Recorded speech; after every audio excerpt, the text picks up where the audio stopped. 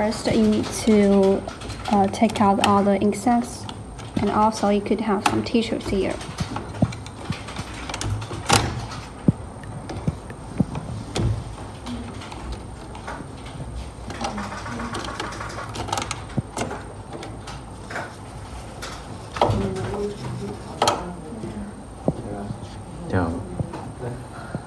And second step is you need to find the waste ink tube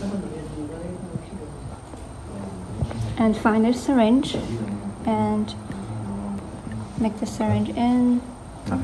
Okay, here is a cleaning liquid. You could pour some to the cap.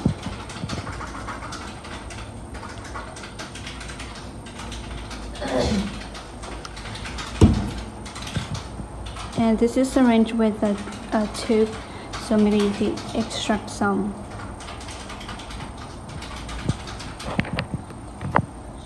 Yeah. And next step is you can see there has 2 channels of the white ink. Insert the tube here, and the process is one person to inject the cleaning liquid, one person to extract from the ink waste ink tube. 做不到，因为其他都是空的，都